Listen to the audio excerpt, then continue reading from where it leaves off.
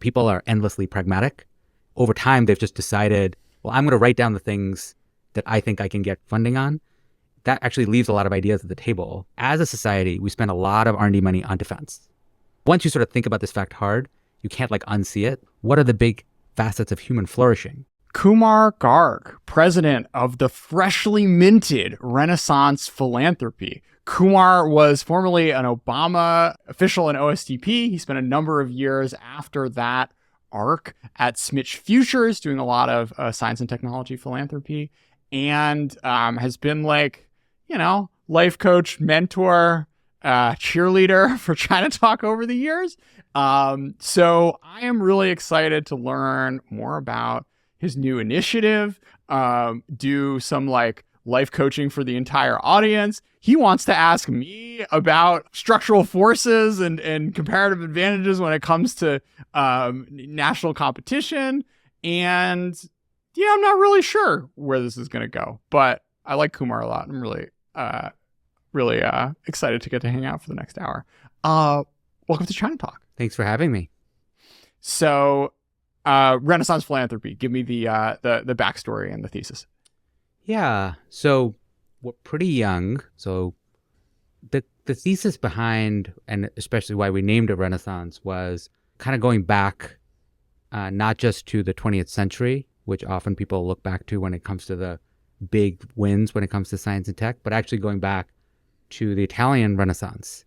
And part of what we wanted to sort of invoke was, just as there were wealthy Italian families that played an outsized role betting on innovators, scientists, and thinkers like Da Vinci, what's the role that wealthy patrons can play today in being part, not whole, but partly responsible for driving a 21st century Renaissance? And the theory behind it was that there's actually a huge amount of giving potential that people have today.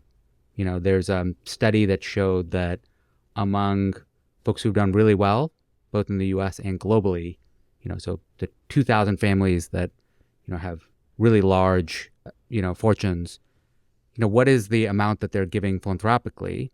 It's under 2%. And often when they get interviewed by universities and others around what are their giving plans, they basically boil down to two basic reasons why they're not doing more. One is that they're still quite active economically. They're still working and they sort of have this idea that I'll do it later. And the second is that they'll say, oh, I'm not coming across exciting ideas that, jump off the page, which I think are basically the same problem, which is that they're busy and they're not coming across ideas. It's like the dinner party problem. I know my friends. I already know what their ideas are. And part of, I think, what we want to solve is rather than waiting for them to basically enter a period of life, similar to Bill Gates, where he sort of exited his previous professional life, became an expert, hired a large professional staff, and really figured out what he wanted to do, are there ways to engage them even while they're earlier in their lives? And part of what Renaissance wants to do is actually say, in science and tech, part of the reason why it's hard to know how to be strategic is that it's hard to just interview one researcher or a couple of researchers and say, what's holding back the field? Because individual researchers, for lots of very structural reasons, are trained to basically say, here's the next piece of my research I want to work on, and would you like to fund it? And often universities are raising for really large capital campaigns that might involve, building a big center, building a big sort of effort. And so what gets missed is the mid-scale ideas, the ideas that say, here, we're actually making really rapid advances in a particular sub area. So, like earlier today, I was talking to somebody who was talking about what is possible today in neurotechnology and being able to understand the way the brain works, that at a technical level, the tools didn't even exist 3 to 5 years ago. And because those tools now exist, we can actually build high dimensional data sets that could allow us to actually understand how a whole brain in a model organism could work. And that might unlock certain ideas. Now, what they want to build is just too big for an individual research project, but it's not the equivalent of like a mega capital campaign for a university. And those ideas are also struggle to sometimes get funded by the research agencies, by NIH and others, because they, again, are outside the scope of an individual investigator award. So what Renaissance wants to do is find those big mid-scale ideas, a 3, 5, 7-year effort that could unlock a field that involves understanding why now is the reason to go after it, develop that thesis, and rather than waiting for donors to come to us, to go find donors who are excited about that thesis and say, this feels strategic to me. I want to go after and solve it. And I think we can draw in a lot more people into that way of giving, which is they're excited about, that hypothesis. They're excited about the team behind it, and then they want to bet against it. Partly I was inspired by a model I did working with Eric Schmidt, which is we created an organization called Convergent Research. And what Convergent Research works on is these things called focused research organizations, 5-year efforts that are built around one very clear technical challenge, built around a CEO. And you raise the money for that organization right up at the front from whether it's Eric and other donors. And then they just, hunker down and actually try to see if they can actually pull off the technical challenge that they set for themselves. And what was interesting was that when Adam Marblestone, who created Convergent Research, started to go around and ask researchers, are there problems that sort of lend themselves to this focused approach where you have you don't have a bunch of researchers that are just coordinating. You have a focused team trying to solve a really hard technical challenge, similar to a startup, but on a public good. All these ideas started to come out of the woodwork because people were, since they didn't have anywhere to pitch that idea to, they were actually, engaging in a degree of self-censorship. But once you sort of said, well, if there was money, what would be the hardest thing you'd want to go after? They actually came up with really good ideas. So I think what Renaissance wants to do is be in that virtuous circle where we are both up-leveling the ambition of the philanthropists by saying there are bigger, harder problems you can help unlock and feel great about, but also use it as a way to unlock the best thinking of the scientific community by saying, what are the things that you're obsessed with that you can't get funded? And let's write those ideas down, because all the time I find that, people are endlessly pragmatic. And so over time, they've just decided, well, I'm going to write down the things that I think I can get traction on. I think someone is willing to accept funding on.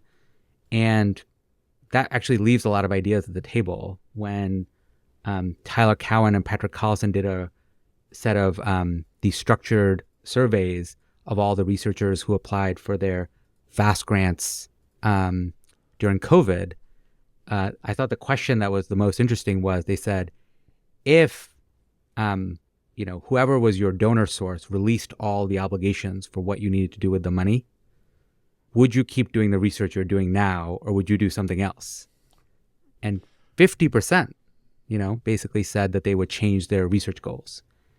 And it's like an indictment on the system, in part because, the science community actually regulates itself. Peer review is not some third party that is like outside the science community. The science community is reviewing its own peers for scientific quality and originality. So, we need to continue to sort of iterate and improve on the system if a system for scientists by scientists is causing awards to happen where 50% of them would be doing something else if they had the flexibility. Wow, so many threads to pick up there. As you're going out in the world and trying to source these ideas and find these CEOs who can take 10, 20, $30 million and do a cool thing, how do you find them? What are they looking for? How can the ChinaTalk audience members who are dreamers reach out to you? What do the dynamics look like from the sort of supply side? Folks listening can definitely reach out. We've got a website and have a link there that folks can fill out and share information.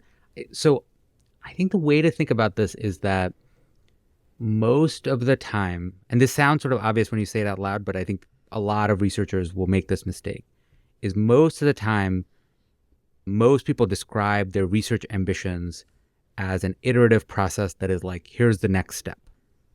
I research this area of the brain, or I research this area in biotech or in climate science, and here's the next interesting question I want to ask that builds on my previous research. And at least the way we're going to approach it is to start with a field view, which is to ask the question, what strategies, if they existed, would allow us to go faster as a field? So by that, what I mean is like science benefits from the fact that it already has a really large R&D ecosystem. If you're thinking about biotech, the NIH exists. It's giving $40 billion out every year. So the key question is like, how would we go faster? And if you're going to ask the question, how would we go faster, or to solve more problems, you have to say, well, what are the roadblocks? What are the bottlenecks? What's holding things back? And to do that, you have to then say, what are things that would be on net very useful for the field, but are less incentivized for any individual researcher in the field? So the way we sort of do this when we interview researchers is we will say, like start with like the role of a data set.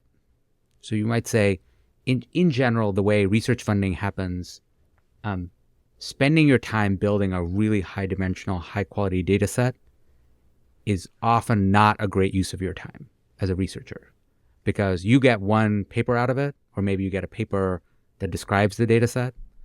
But really what you're doing is you're creating a community asset. Other researchers can use that data set to run more experiments on it. So it's actually way more valuable than one paper. But I don't know, like it doesn't have the same sort of value as like a groundbreaking research paper.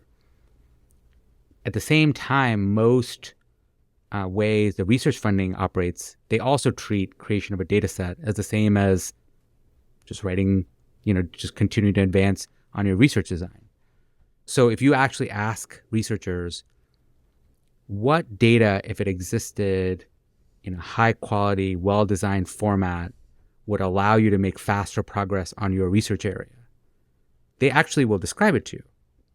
But they won't, like most of the time, they would not have led with that as their project idea. Yeah. They would have just said, here's the next bit of my research. Well, then if you then keep that thread going and you say, well, what would be necessary to build that data set? Well, they will say, well, the data actually sits in these three areas. You would need to have a partnership that brings those three entities together. You would need to clean it in this way and add this level of dimensionality, and you'd need to launch a data science competition on top. A lot of the things that, like, if you think about where the AlphaFold success came from, that was actually creating the protein data bank, coming up with the right benchmark on top that would be like testing to see if the fold was a high quality one, and then running an annual competition. And so the kind of ideas we sort of push researchers on is that like middle space. So say, okay, so why don't you write your dream data set, and then what is the dream coalition that would be necessary to pull it off? Okay, well, how much would that cost? And then sometimes they'll say, well, actually it wouldn't cost that much. It probably is getting them all into a room. It's writing the spec. It's getting NIH or someone else to fund that pre-work. And then maybe it's this, this, and this. Then we'll say, okay, I think you should write this up. This is actually a pretty good project. And what you're telling me is this would have a pretty big impact on the field. So one type of way that we try to engage people is find things that are high leverage bets. They could have an outsized impact beyond the project itself, but are unlikely to happen in the status quo environment, either because they're hard to get funded, they're hard to get started, they're hard to get well scoped. So that's one type. Another type is designing the project requires two researchers from very different disciplines to work together very closely. And it's, and that's an unlikely pairing. So sometimes you'll find this in the AI for science space, where someone will say, we could have a really big acceleration in material science using AI, but to actually kind of scope out what would need to be the benchmark, the data set, you would need really close interactions. And you're like, well, like, why isn't that happening? Well, when we apply to do a joint research project, it gets rejected because it's not AI enough by the AI reviewers and not material science enough by the material science reviewers. Sort of falls through the middle. Like, oh, that's an interesting problem.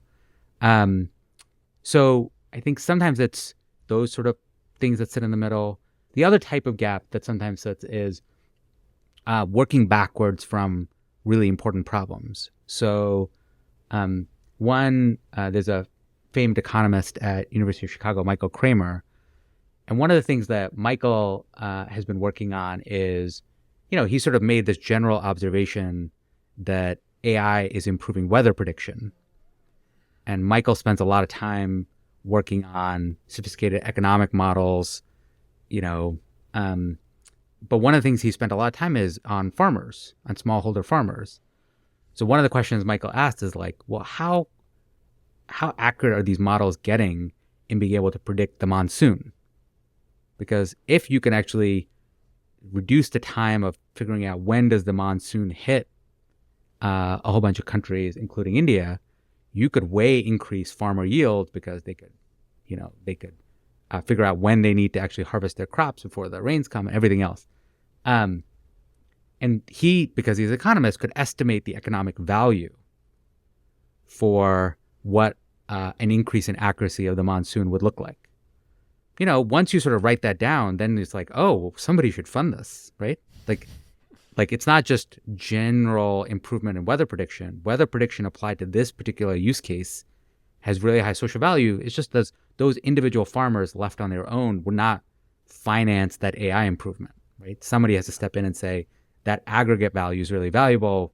We as a government or a funder want to have someone go after it. So sometimes it's on the demand side. The demand is latent and you need to like define it to pull people in. Like let's get better at predicting the monsoon. And sometimes it's on the supply side where it's just, people are, certain types of organizational behaviors are undervalued, like data sets and other things. So what we often try to do is like, it's actually just asking good questions. Like, who do you want to ask? And so if folks are thinking about, well, how to apply, I would say that, I would try to think about this question of, how would we go faster, bigger, better in your field? And what of those ideas just seem like big deals, but seem hard to fit in the current funding landscape, and why? Yeah. And those might be like really good ideas to sort of write down. So this seems like a lot of work for you. Is there a way to do this besides just talking to a lot of people? I mean, is there what's the not artisanal version of coming up with these ideas? Yeah, that's a great question. My sense is that you need to create archetypes for what this way of thinking looks like.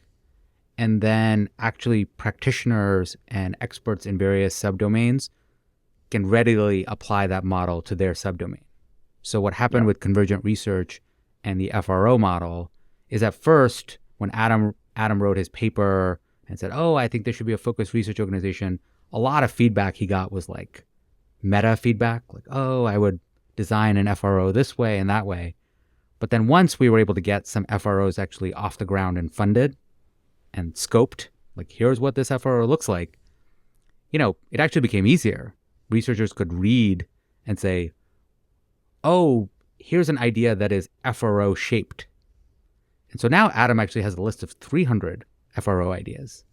And it's not that because he had 6,000 conversations, it's that people are actually coming out of the woodwork and saying, I have an idea that fits this model and I think I could pitch it. And so then the work on us is to say, well, is there funder demand for that idea? Should we share that idea with ARPA-H and some of the public funding agencies? But I think building out the right set of questions and showing them in a way that's replicable. So that's going to be a little bit on us as well as we get these various funds off the ground to say, here's what makes a click, just like with a focused research organization, so that people can say, well, here's what that would look like for my field. And by the way, focused research organizations, the concept may sound a little nebulous, but like OpenAI, completely a focused research organization. They started out, Sam Altman was like, he literally goes on stage, says, I have no idea how we're going to make money. We're just trying to solve this one problem of like making these models smarter. There was some money, but it wasn't an enormous amount of money at the start. And they took bets that were not being made either in academia or in, DeepMind or Microsoft research or any other place that had a lot of other PhDs. And it's, I think, a great, case study of what sort of scientists in different institutional structures, living under a different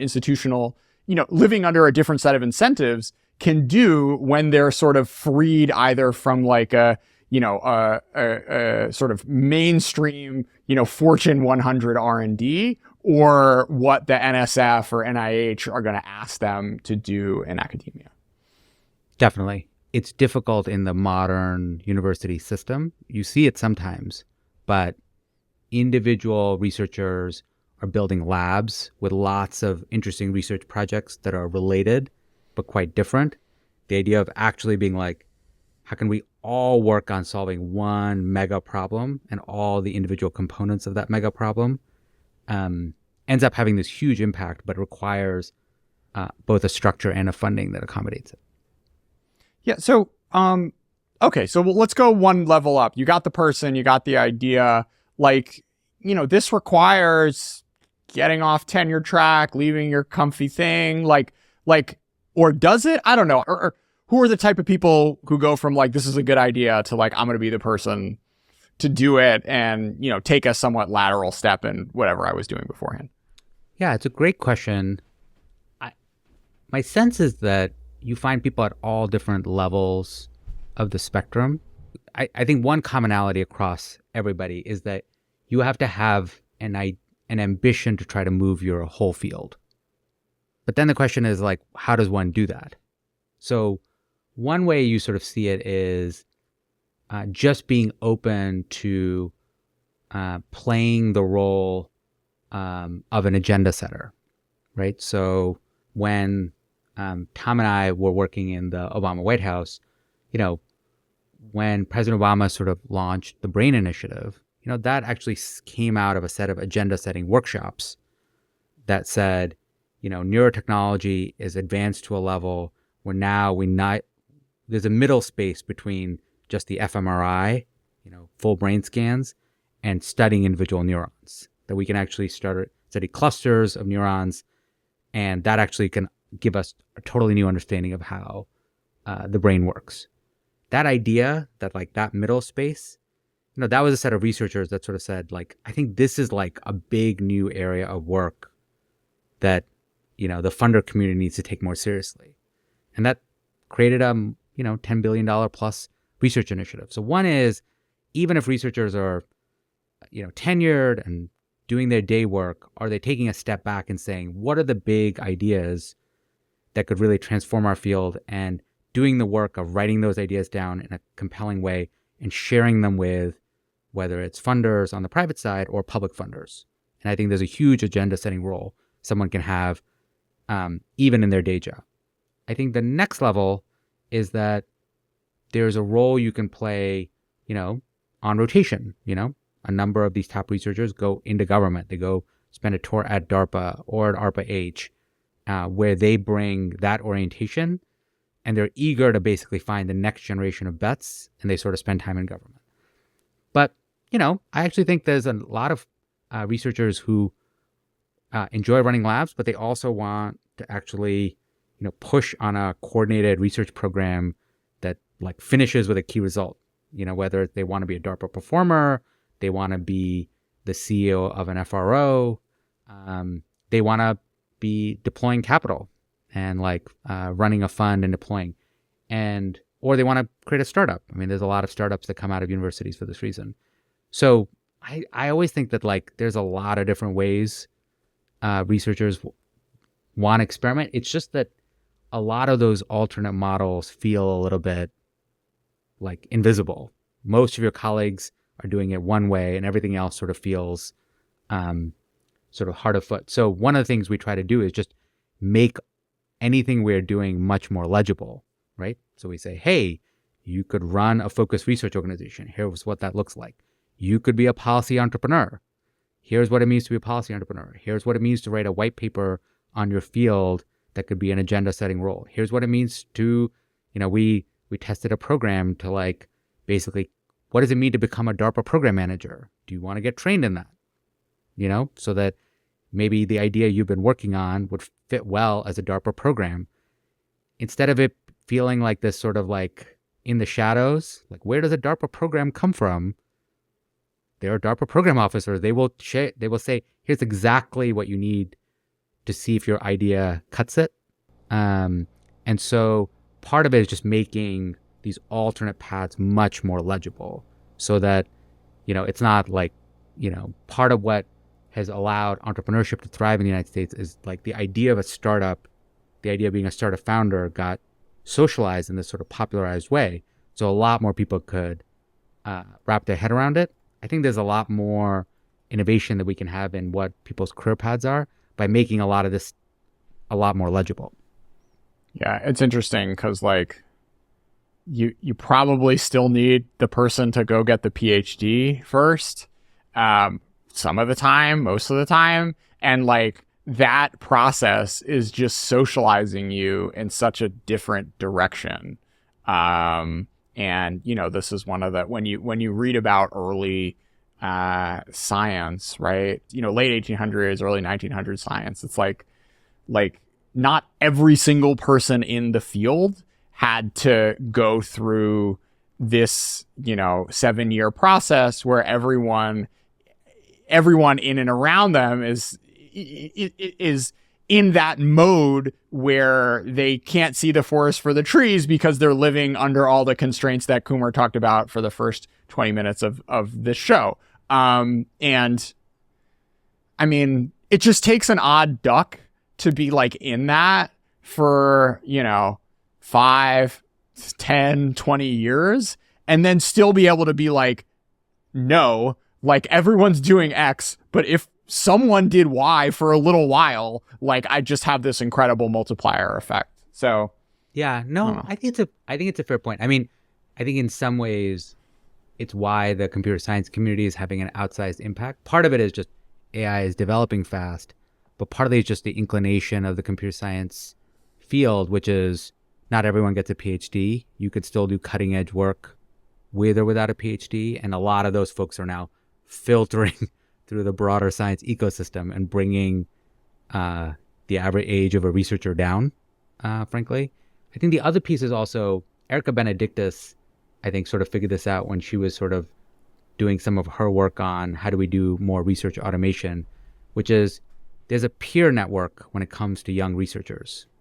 They all keep up with each other. And so if you build the right young researcher peer networks, Nucleate figured this out with how do we get more young biotech founders? It's like get into the research networks of young, folks who are doing biotech research and say to them, hey, you could actually, found a company. And similarly what Erica said, hey, if you're trying to get new tools adopted in science, figure out who are the doers in all the big labs, the postdocs and others.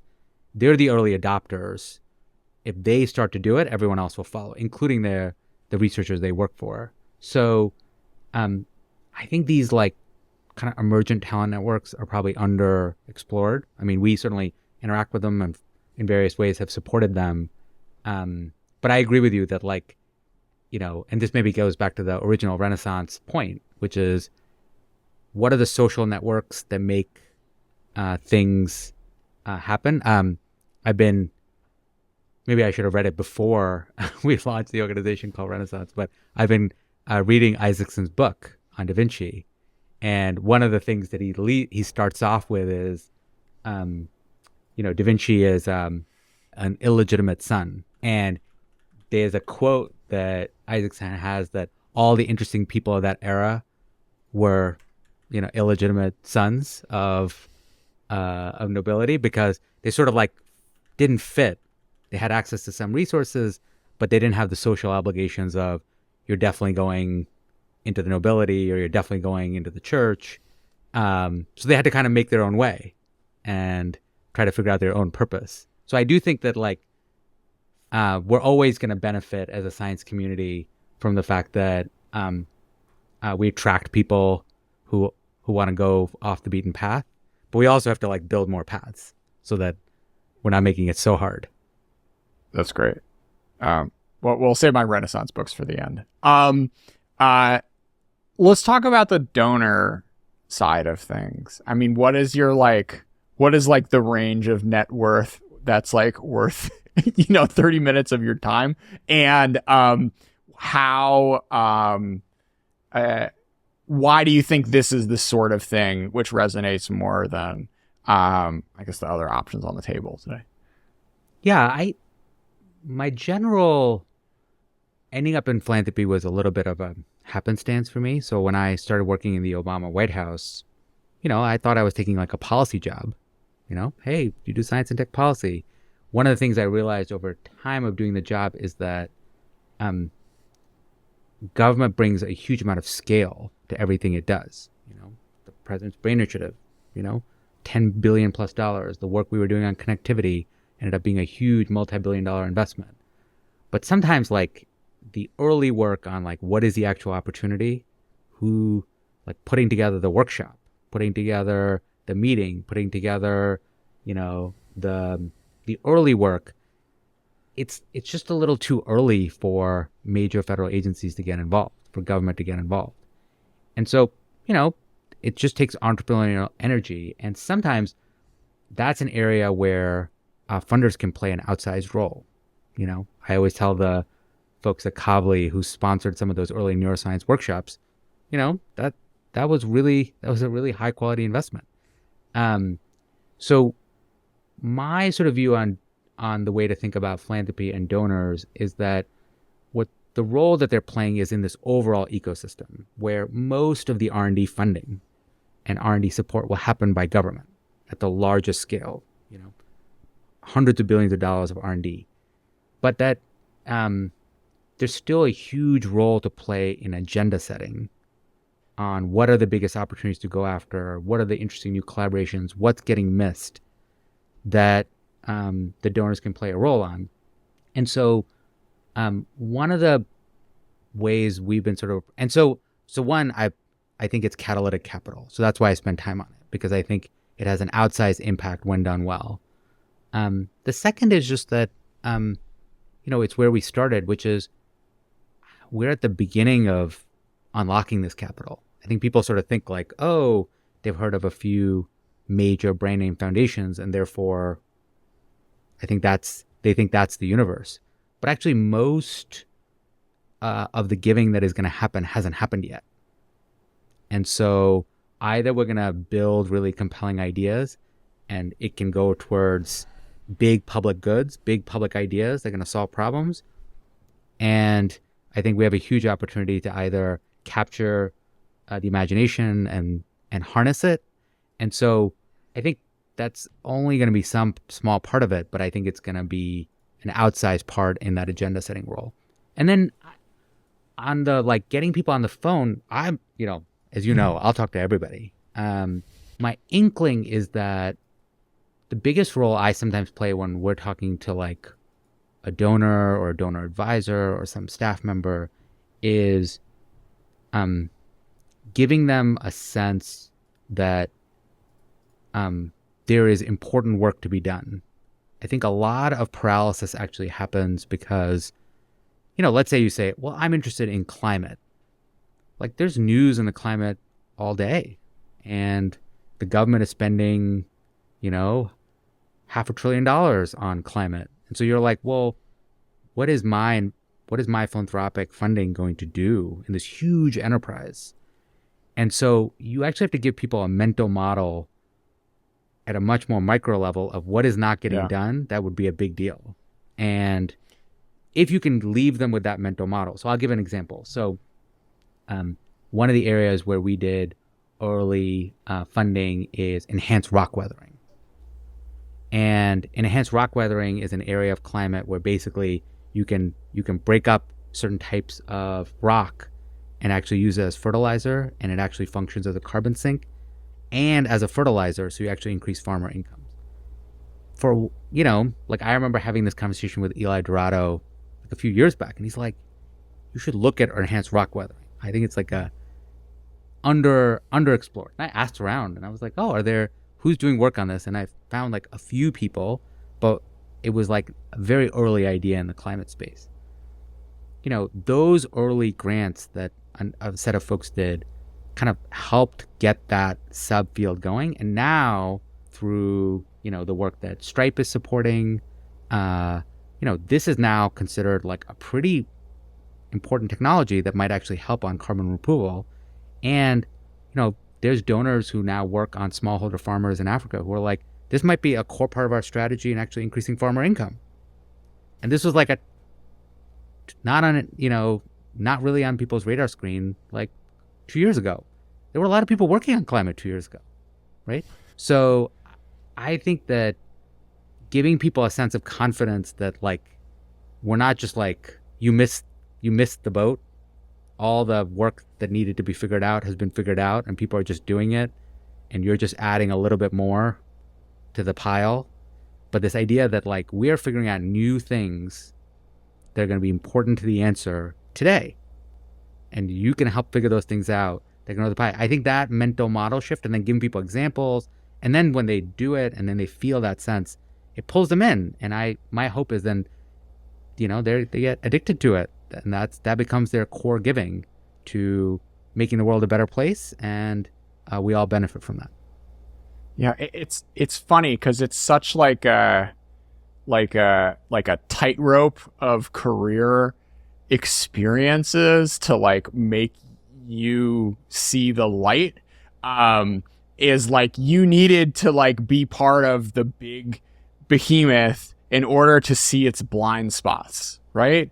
And then, it's the same thing with the PhDs, right? Like, sometimes like people go into government, they get annoyed by something, but they're not like, I want to play in the dark of like where, and that's also like, you presumably it helps when you have these donor things that you have this fancy resume and that you have worked for, one of the richest people in America, right? But like,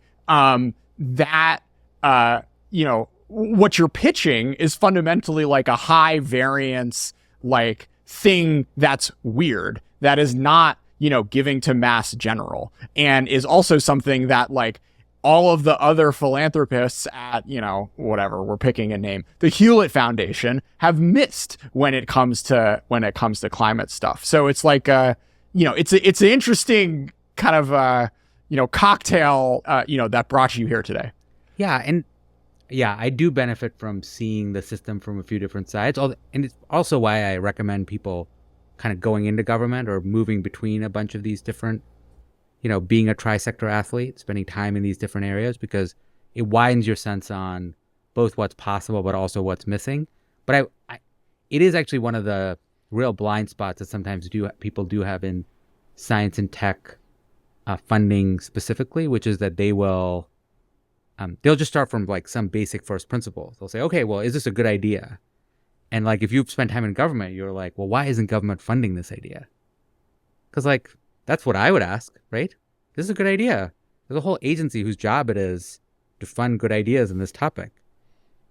So why isn't this getting funded? So like, if you spend time in government, you always start with explain to me why this is missing. And out of that will come an interesting insight. Either that maybe this person didn't even know that federal agency existed. Well, that's interesting. I talked to a VC who does early healthcare, and I was like, oh, how much do you work with NIH, SBIR? And they're like, we don't. And I was like, how much early stage VC is there in healthcare? And they were like, about 2 billion. And I was like, well, NIH, SBIR is 2 billion. And there's like equivalent size.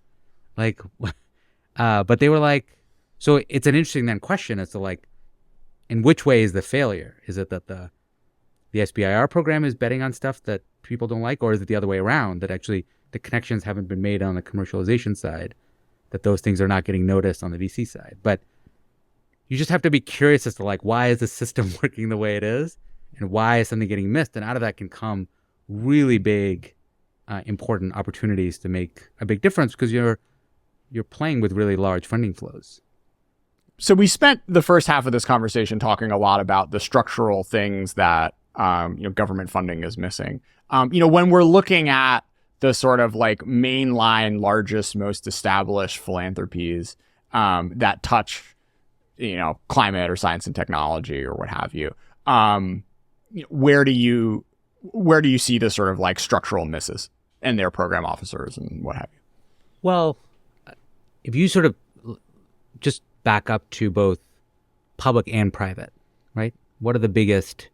I think one big gap that I think if you take a step back and think about, is that we actually spend R&D money on some subset of societal problems and not on others. And once you sort of like, Tom sort of pointed this out to me at some point, but once you sort of think about this fact hard, you can't like unsee it. So if you take, as a society, we spend a lot of R&D money on defense. We spend some, decent amount of R&D money on health, new therapies. We spend a little bit on energy. We spend a little bit on space. And then it sort of starts to drop off after that. But if you take a step back and you just said, like, what are the big facets of human flourishing? Food, housing, work, learning, ability to build strong relationships with friends, family, and community, all these sort of like big factors, right, that drive it. Obviously, safety is one. So, national security should be part of it. But there's a bunch of others, right? The amount that we spend both on public R&D and private R&D on a whole set of those other things, like how much are we spending it on criminal justice R&D? How much are we spending on education R&D, workforce R&D, on housing R&D? I had this amazing meeting in, I think like halfway through the Obama administration, I think 2012. So I'd read a paper that said that agriculture was going to be a really big driver of future climate emissions. I was like, and like if you click under it, livestock and future consumption of livestock and everything else. And we were building a big climate plan. And I was like, where's the R&D part of ag in this strategy? And they were like what? What would go under it? And I was like, I don't know, like food R&D, like, and they were like, what would fit under that? And I was like, I don't know, like alternate sources of protein. They were like, that sounds random, But like the same thing happened, I remember, like early days of the Obama administration, where I was like, well, what about transportation R&D? What kind of budget should we have?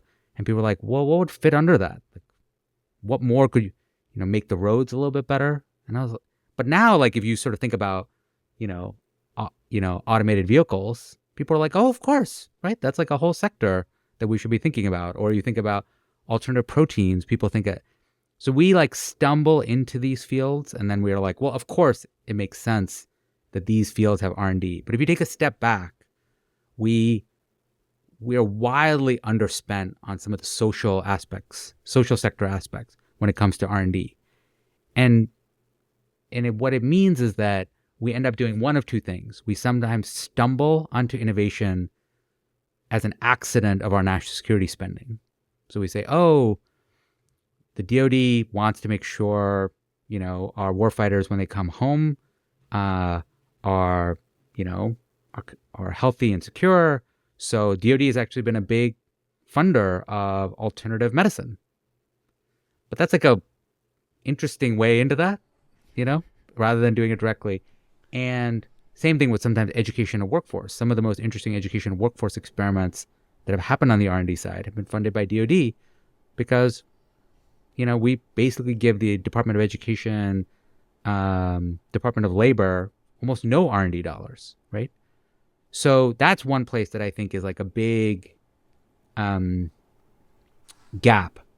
So if you're a funder, no matter what you're working on, whether you're a private funder and you say, oh, we care about, mental health, we care about, the environment, we care about homelessness, think about what is the R&D component of that strategy. And if you say to yourself, there is no R&D component of that strategy, Like what would I even fund? Don't treat that as like, okay, time to scratch that off the list. Be like, well, that might actually mean like there's a huge opportunity to actually build out that component, because otherwise you're just waiting for like accidental positive things to happen. You're not at all investing in what that future looks like. And so that's one sort of general, like our view used to be bullet 3 of any plan should be R&D. And if you can't answer what the R&D would be about, then you're even worse off. That means like, people have not even conceived of what that component of the strategy looks like. So that's, I think, a general sort of like a blind spot that I think people have, which is they treat science and tech as like a sector rather than a component strategy in whatever their problem they're trying to solve. That it should be an important lever that they should always look to. I'm just curious, like what is like the ratio of your time versus of like donor cultivation to like science idea finding to like helping the people who have the idea like, start? I mean, it's usually like a third, partly because we're just early and we're doing a lot of donor introduction. I feel like it's tilting more in that direction in the short term. But I find that like my life is just living on a triangle. It's talent, money, and ideas. Yeah. So everything sort of just boils down to those 3 nodes of the triangle. And so if you end up just spending all your time on one of the nodes, then the other ones become your weak points. So you have to have a healthy mix of all 3. Do they like want a lot of your time? Like is the sales process, is it like long? Like, do they want to like see you in person? Like how does... Oh, it's all over the place. I think some people just want to feel like it's smart, and then it's like pretty hands off. Some people, it's like episodic, like, oh, I want to see. Some people are they want to almost feel like they're a technical advisor. And a lot of times it actually just, it grows. It's like a relationship. You sort of say like, why don't you get started? And then we'll see. My sort of overall view is just that the most important thing is to get them off the dime. That like someone who's not doing much at all, if you can get them into the flow of doing some, whatever it is, that puts them on like a learning by doing journey. Most of the paralysis comes from, I hired someone, they created this 30-page report. I'm now even more overwhelmed because there was a lot of things in there, and now I don't know what to do. And what you basically want to tell them is like, yeah, the world is a complex place. Like you have to find a entry point that feels meaningful, because that work wouldn't otherwise get funded. That work will give you an entry point into doing more, and then you'll grow, like just like with anything else, versus one big, like a habit, Yeah. But yeah, I don't like, I find that it's time involved, but it's often that like you're actually, if you do it well, they're building more relationships with the work itself, and then you don't have to mediate that, like you want to go on a study trip and actually see the work up close, great. Why don't you introduce the China thing? Okay, so here's my question for you, or at least here's the hypothesis that I want you to sort of reason out with me. So if US and China are engaging in strategic competition, to what extent should they emulate each other's strategies, and to what extent, especially on the US side, which is the part that I know more, should we play to our advantages? And I'll throw out at least a few of those. Like one is obviously talent. The US is a global magnet for talent. People want to move here. Science and tech talent in particular wants to move here. How much did the US lean into that? So that's one. Second, I would say, is that, the US has deep capital markets, and that those have obviously created a lot of room for entrepreneurship and being able to build emerging industries, building on top of our university system. What are ways the U.S. should be leaning on that? And the third I would say is the U.S. has been like home to a lot of platform technologies in biotech, whether it's mRNA or CRISPR, whether it's like the early computing revolution to mobile to, now the advent of AI. And so to what extent should the U.S. frame itself as a place where platform technologies thrive? And what are the platform technologies? And then it's an interesting question on drones. And then I think finally there's just a question of like, to what extent does the fact that the U.S. has a healthy relationship between both, having research sit both within universities, formal research agencies within the government, but then also the private sector, to what extent does it that it sits across an advantage and disadvantage? And then I would say like the place where I always wonder about is like,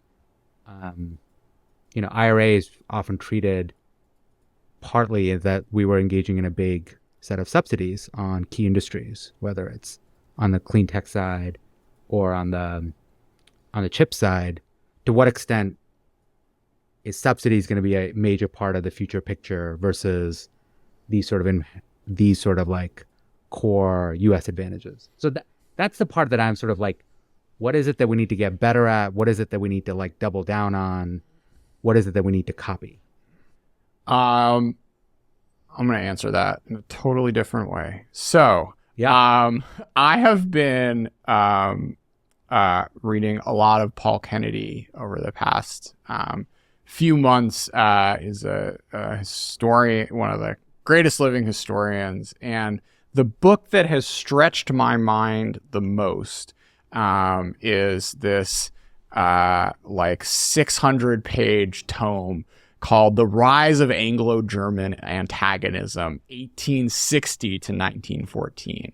And, it's both like an incredibly detailed like diplomatic history, but it also features these chapters on culture and religion and science and like media of how they were sort of evolving and how how England and Germany sort of interacted with each other and fed off each other, ultimately leading to them deciding they were enemies and ultimately leading to World War I breaking out the way it did.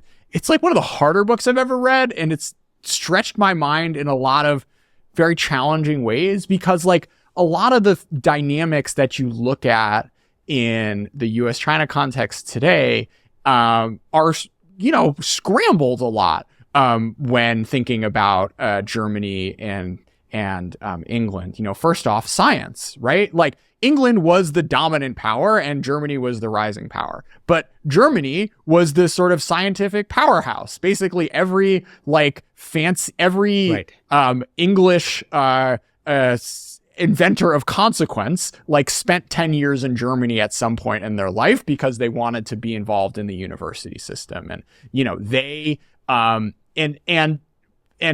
at the same time sort of Germany, even though they were on one hand the more like advanced nation, like everyone there wanted to be like an English gentleman, and like they still sent all their their richest kids all got sent to Oxford and Cambridge because that was like the life of luxury that everyone in Germany at a sort of aesthetic and cultural level kind of aspired to.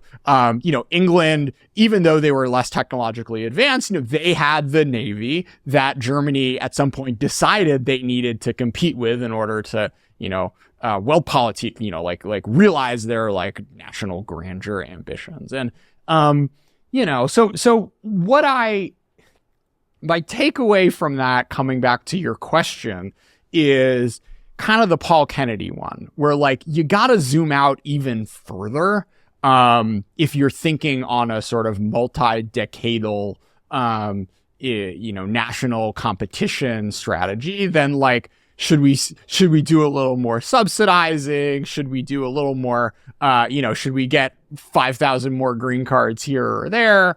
And, it comes back to a lot of the, it comes back to, this is a theme I'm banging on for a while, and it's, all downstream of the stuff Paul Kennedy has written, is like, you basically, if you are the larger power, if you are larger economically and you're not screwing up the sort of transition of economic power into military power, which is, this whole acquisitions story, which we'll do we've done in other podcasts and we'll continue to do, then like you're kind of okay.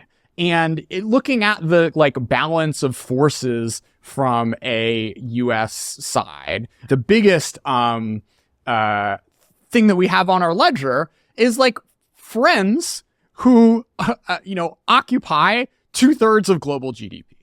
And right. If you don't screw that up, right, like you can screw up a whole lot of other things and like basically be okay. Now, coming back to your sort of like on the lower level stuff, like part of the reason people, it's a bit of a catch-22 in that like America growing fast, having, the world's best technology, having the world's best universities is part of the thing that makes us an attractive partner. But, sort of different to the what you're seeing in, if like Anglo-German antagonism, like there were actually a ton of similarities in the way the sort of governments and culture and right. worldview and whatever were, in the Soviet Union and the US, polar opposites, right? But I think what, at least in the sort of like she-pilled future of China is there's going to be enough that's kind of like repellent about the CCP's worldview and like way it interacts with the world that it will be difficult for America, even if we don't get our immigration policies right, even if we, don't fix like meta science or what have you, to be so bad that, Japan and the EU and, South Korea and Taiwan or whatever decide, let's sort of like shack up with the other guy. So, that's interesting. I just wearing my policymaker hat, it definitely feels like some of this is not going to be in the U.S.'s control, right? Because it's a two-sided dynamic. So if other countries feel pushed, that might attract them closer to the U.S. But it is an interesting question of what are things that policymakers in the U.S. could proactively do to be better friends or better thinking about these as longer term trends. So I think that's a good, but I'd be curious if there's, what you would put on the list on, obviously some of this Sure. is not, we'll see what next year brings, but if there are sort of like things that are worth sort of really paying attention to. Totally. And, look, if you scroll back through the ChinaTalk episodes, we're also focused here on very weedy things. And so the sort of 10,000 foot view is not to dismiss the, is not to dismiss the sort of smaller, more tactical stuff. But, coming back to your like, this thing needs R&D, what's the R&D of like keeping NATO together, keeping, yes. Japan a treaty ally? Like there's a little bit of that funding, but if we're risking like 20% of global GDP going in a different direction, like maybe that's like the type of research maybe that's the type of research we might want to 10x to better understand what's going on there. Yeah, I think this is a good place as we're closing up. But one of the reasons I've just been a huge fan of ChinaTalk and of you is that, I have an inkling towards like public goods. What are the things that are really valuable for us overall, but then get wildly underfunded? And, I think there's aspects of the foreign policy work, like Middle East policy, that are well-funded, very well-funded. But then there's other aspects that are going to matter a ton. We used to track this on the philanthropic side, but like how many folks who can actually speak the language, and are tracking the work that's happening in key countries that the U.S. cares about? How much fresh analysis is happening? And,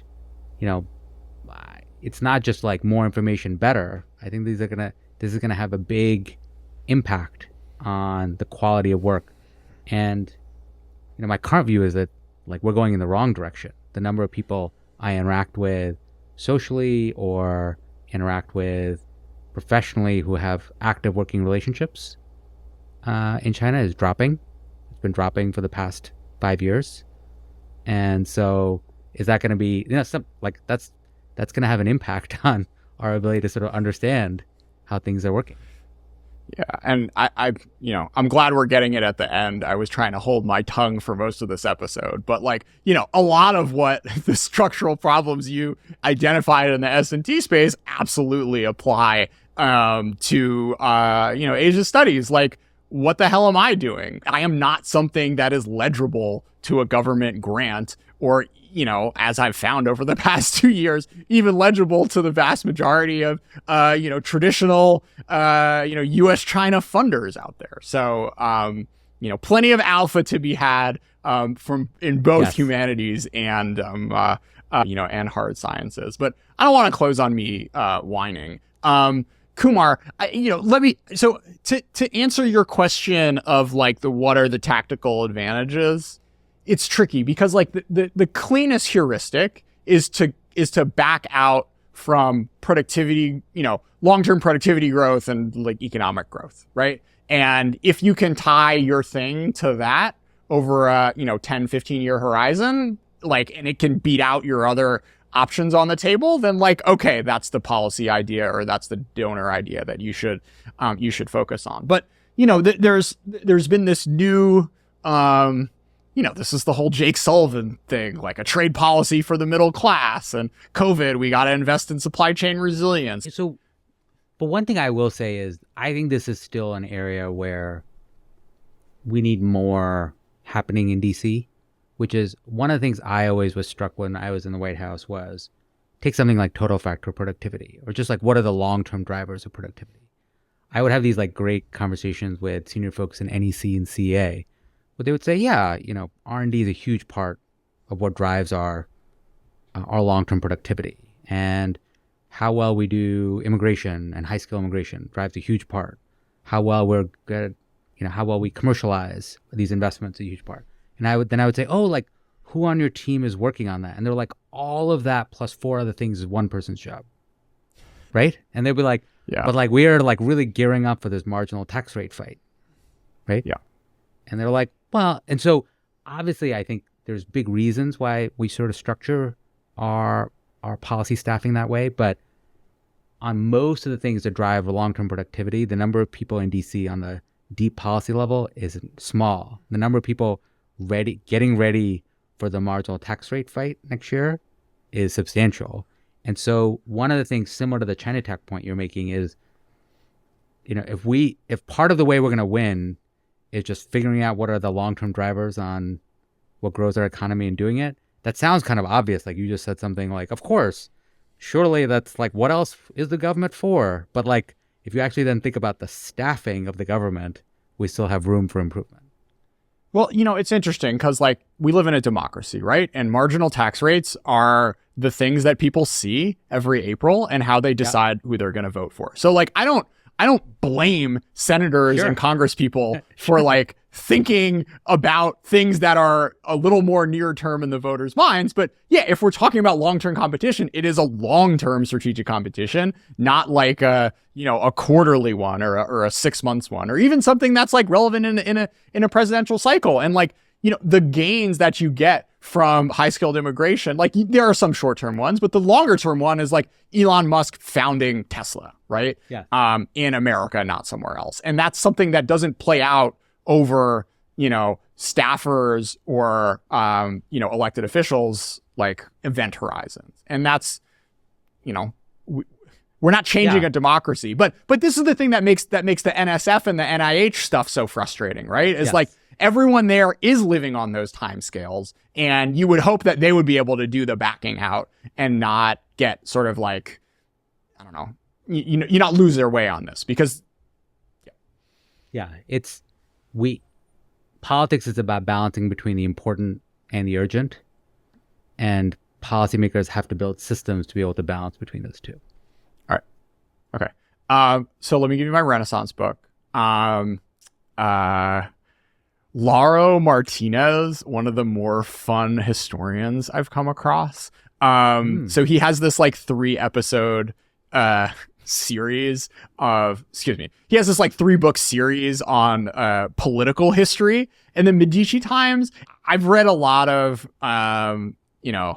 Chinese history. I've read a lot of like ancient Greek and Roman history. There's a ton of sources for like Florence, and they're really juicy. You got all these like diaries and all this, like all these letters and like the conniving, like people are getting murdered in churches. And it's just okay. Like, it gets it going, man. Cause it's like, it's not a monarchy, right? So there's just like competing families and factions. You got the Pope over there.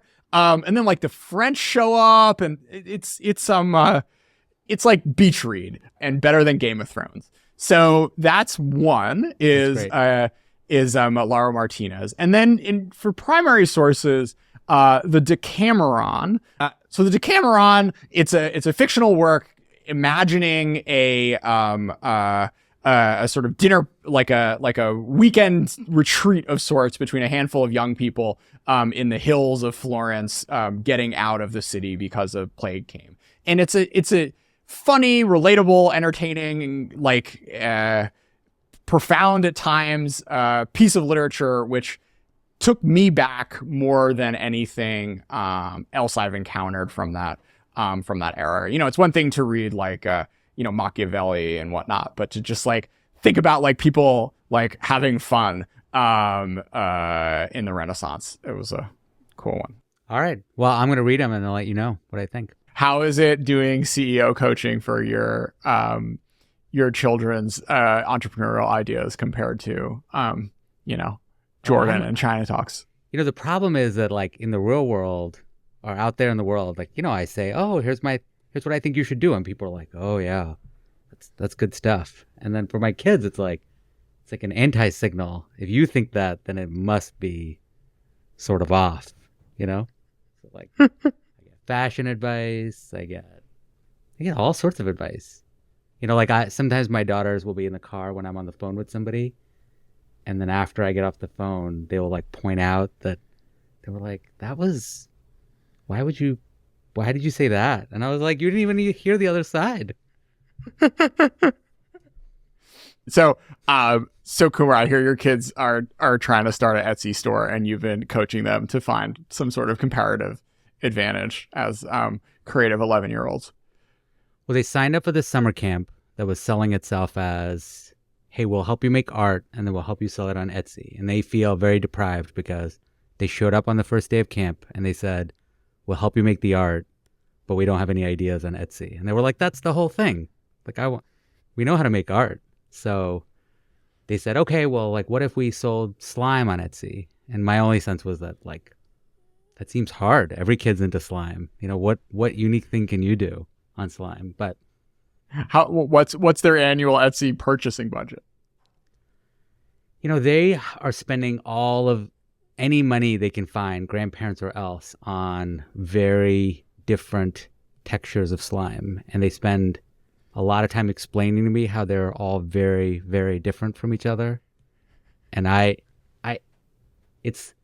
there's we went to New York, and there's a thing called the Slumu Institute, which is a museum for slime.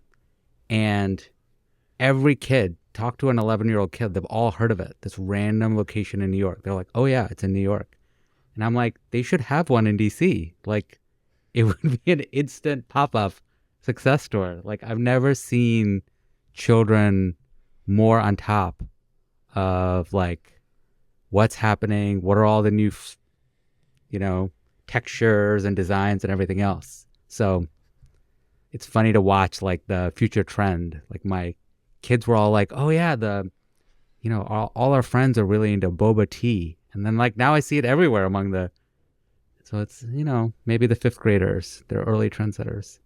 ChinaTalk listeners, we're recording this in early July, and I'll potentially run this during parental leave. So thank you, Kumar, for giving us our first ChinaTalk Parent Corner. Okay. Kumar Garg, you got a song to take us out on? Song. Well, all I've been listening to because of my daughters is the new Taylor Swift album. So no, it's a terrible album. I'm vetoing that. Yeah, I don't know. That's a good question. They really like the new one? They like it because people hate it. Does that make sense? They're against they're like, you can't hate our favorite person. What do they think of the Florida song? They like that it has a backstory. Do you know? It's like there's a backstory. Yeah, apparently. See what you've gotten me into. Let me think of like, I don't have a have I'll find some I got some Renaissance jams for us. Let's do that. Let's do that. Okay. Cool. Kumar Garg, thanks so much for being a part of ChinaTalk. Well, as you know, I'm a huge fan, and I'm excited for your new adventure that's going to start soon.